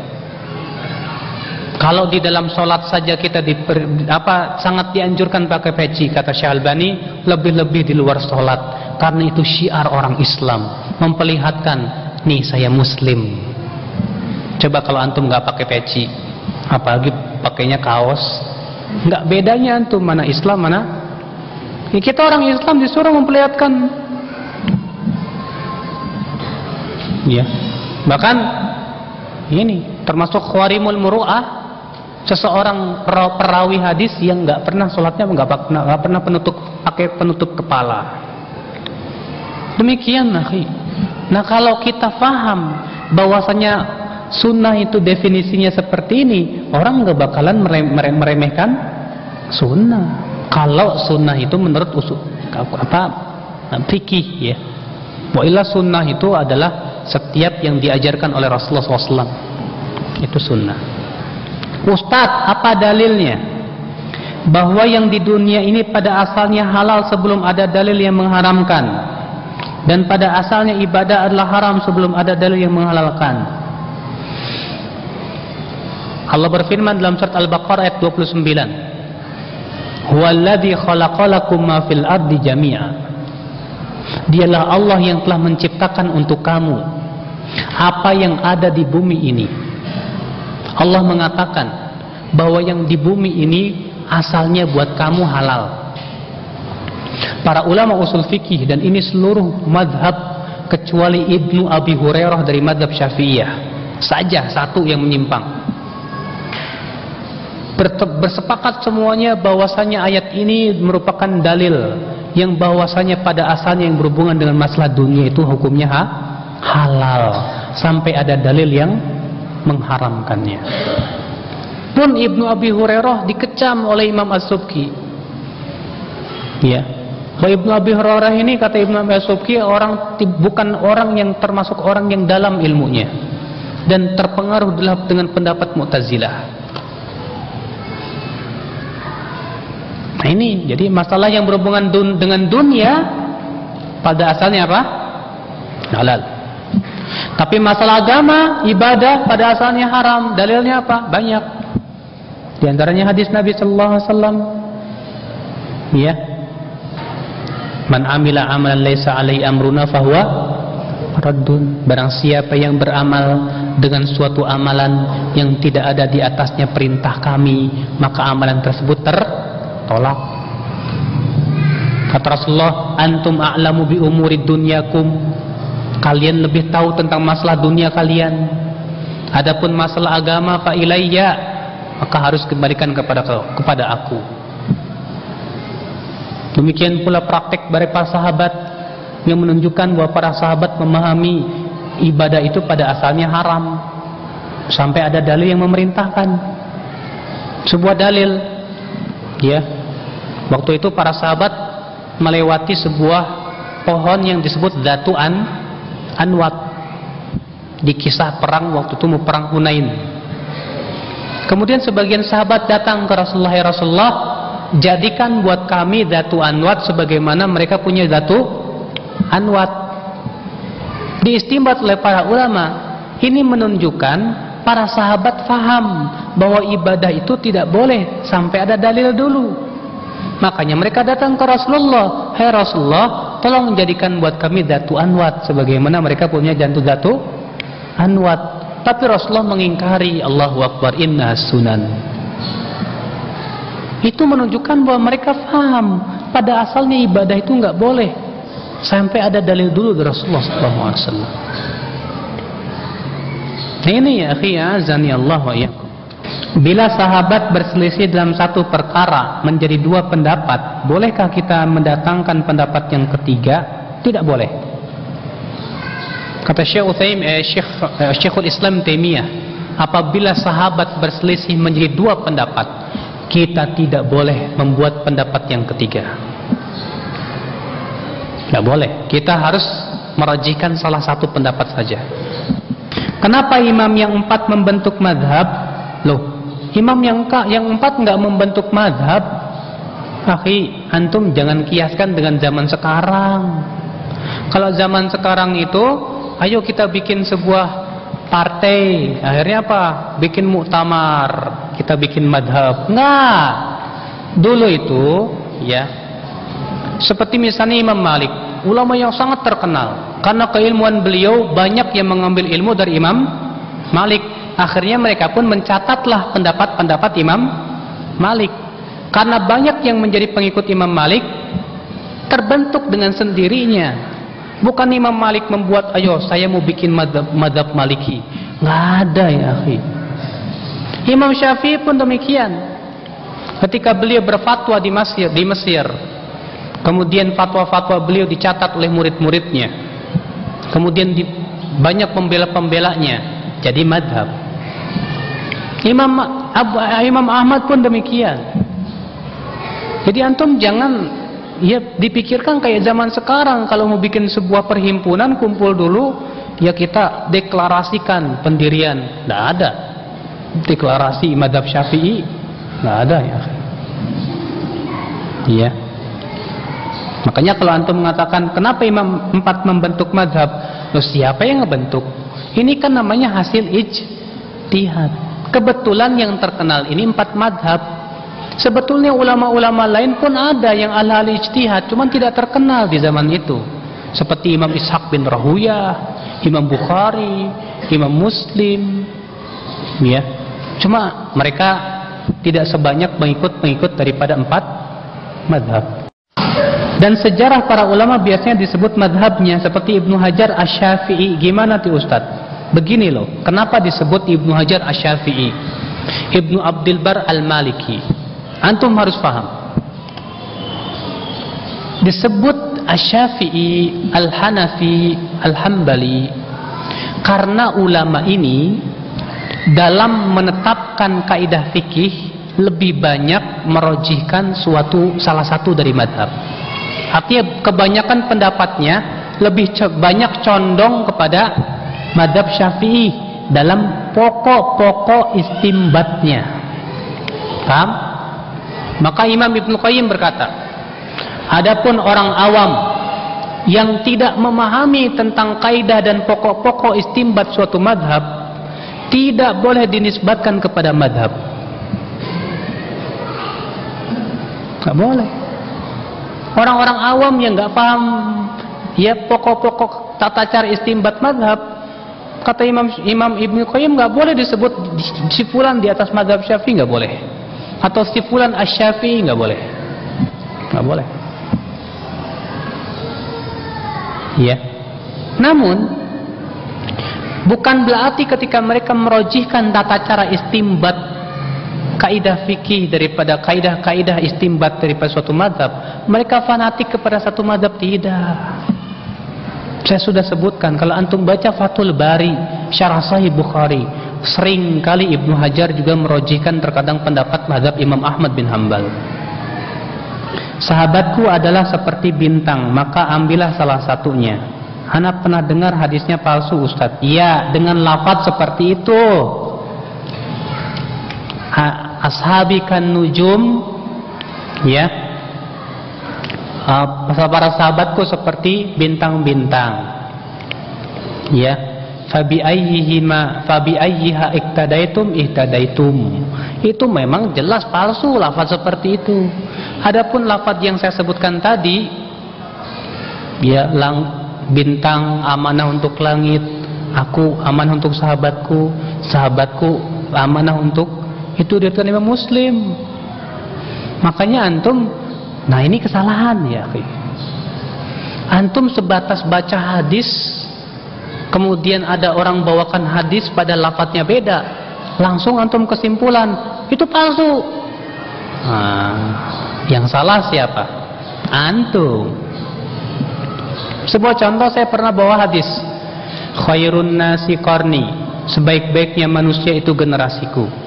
Setelah kajian selesai, langsung ada yang ngomong, Ustaz, saya mendapatkan hadis itu dalam silsilah hadis dhaifah, Syekh Albani mengatakan hadisnya palsu. Kata saya, maaf, jangan tergesa-gesa. Barangkali yang antum baca level lafadznya beda. Enggak seperti itu. Baca dulu. Ternyata benar. Yang dinyatakan oleh Syekh Albani palsu itu dengan lafaz khairul qurun. Adapun khairun nas itu riwayat Bukhari dan Muslim. Masa Syekh Albani mengatakan palsu? Enggak mungkin. Makanya hati-hati dong. Ya, suatu lafaz hadis bisa jadi dengan lafaz lain sahih, tapi lafaz yang satu ini palsu. Maka dia hati-hati. Hati-hati itu. Supaya kemudian tidak mengklaim suatu hadis palsu, ternyata yang dibawakan oleh Pak Ustadz lafadznya sahih, antumnya suudon dulu, ya, tanpa cross check terlebih dahulu. Akhirnya apa? Akhirnya menuduh itu Pak Ustadz bawa hadis-hadis palsu. Ngomong lagi ke orang-orang, kemarin Ustadz gimana tuh, Ustadz nggak paham hadis, padahal dia nggak paham hadis, gitu kan. Salah satu contoh Ustadz, kalau kita ditanya apa buktinya atau dari mana kita tahu kalau salawatan berjamaah itu tidak pernah dipraktekkan oleh sahabat, apa jawaban kita? Jawaban kita, ya entah dulu. Kalau antum belum tahu, entah dulu, saya mau canai Ustadz dulu. Pak Ustadz, apa ada para sahabat mengingkari salawatan berjamaah? Ibnu Mas'ud mengingkari zikir berjamaah. Sama, salawatan termasuk zikir. Dan tidak ada satupun sahabat melakukan demikian. Yang pertama. Yang kedua, cukup dalil kita, tidak ada dalil, khalas. Paham tidak? Makanya Syekh Utsaimin sering ditanya, kalau ditanya, kenapa ini bid'ah? Ya, apa dalil kamu bahwasanya ini bid'ah? Jawabnya, karena tidak ada dalil. Karena tidak ada dalil, maka jadi bid'ah. Kenapa? Karena pada asalnya ibadah itu haram. Sampai ada dalil yang mengatakan iya. Makanya kalau ada orang yang berbuat bid'ah, kemudian kita cap itu bid'ah, ada orang nanya, kamu mengatakan bid'ah, dalilnya apa? Kita katakan pertanyaan kamu salah, Pak. Loh, kok begitu? Ya karena saya ngomong bid'ah itu karena nggak ada dalil. Ada apa kamu nanya dalilnya mana? Kan lucu. Maka dalil saya karena tidak ada dalil. Maka kalau antum mengatakan boleh, kewajiban antum menegakkan dalil. Paham tidak? Dalam masalah agama, dalam masalah ibadah, orang yang mengatakan boleh itu yang wajib menegakkan dalil. Kalau tidak ada dalil, khalas. Nggak perlu nanya apa dalilnya bid'ah. Ya bid'ah itu yang nggak ada dalil. Nah ini kurang paham terkadang. Ustadz, apakah pengumpulan Al-Quran, Nausorof, sholat tarawih, jamaah itu bid'ah? Nah ini sering tidak paham tentang mana maslahat mursalah dengan bid'ah. Memang perbedaannya tipis. Karena bid'ah itu dan maslahat mursalah sama-sama tidak ada dalilnya. Tapi bedaannya sangat jauh.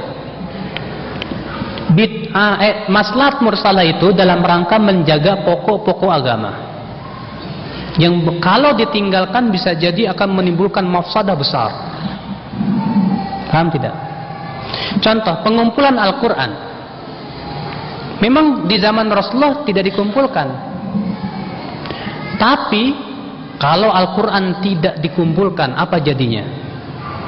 Kita nggak bisa baca Quran sebagaimana sekarang, Mas. Kalau kita cuma sebatas ya tidak perlu dikumpulkan, cukup yang hafal Quran. Lah kalau yang hafal Quran pada mati semua gimana? Hilang Al-Quran.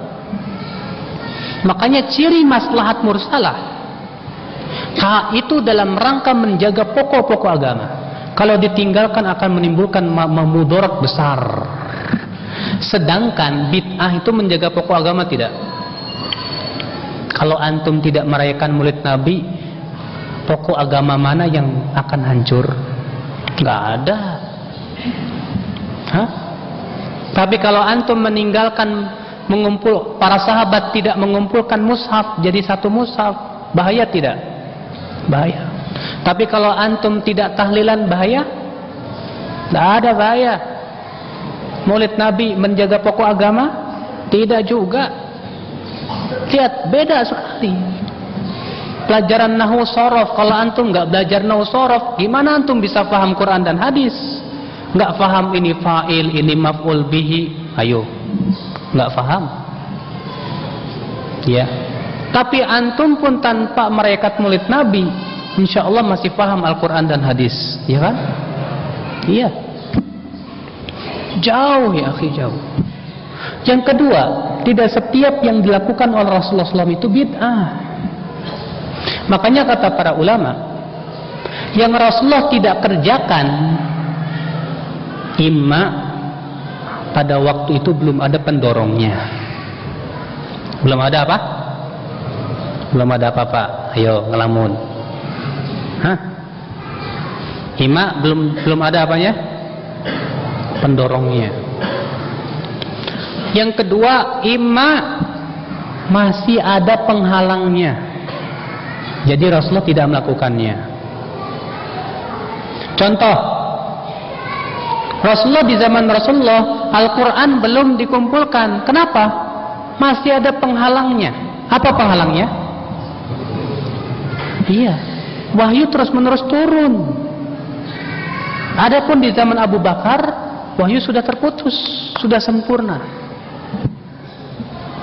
Ya. Maka kalau penghalangnya hilang, dan ini sangat besar maslahatnya, bisa jadi boleh sepeninggal Rasulullah, tapi tidak disebut bid'ah, walaupun tidak dilakukan oleh Rasulullah. Kenapa? Karena Rasulullah tidak mengerjakannya karena masih ada penghalangnya. Kenapa di zaman Rasulullah tidak ada pelajaran nahwu sorof? Ngapain dibikin? Orang sahabat semua ahli bahasa. Sahabat nggak perlu belajar huwa humahum, hiya humahun. Dengan sendiri mereka udah paham. Mereka paham mana umum, mana khusus, mana ini. Mereka yang paling paham tentang bahasa Arab. Ya.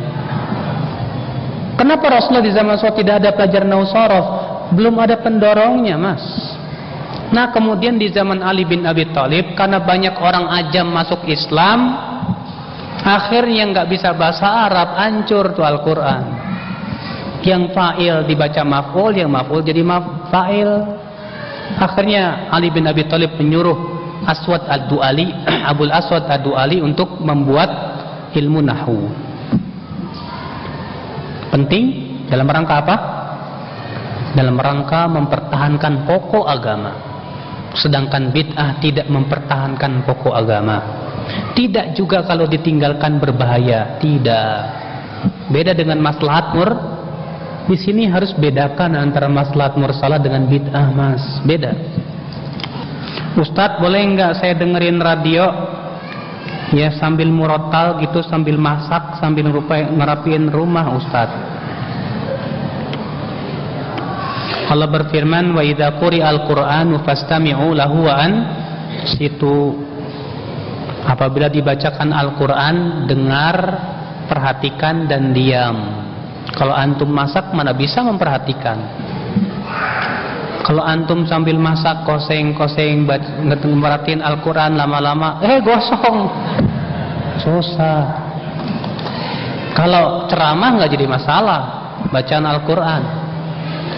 Atau antum lagi ngobrol, makanya ya kalau lagi ngobrol radionya dimatiin aja untuk menghormati Al-Quran. Apa bedanya madhab dengan manhaj?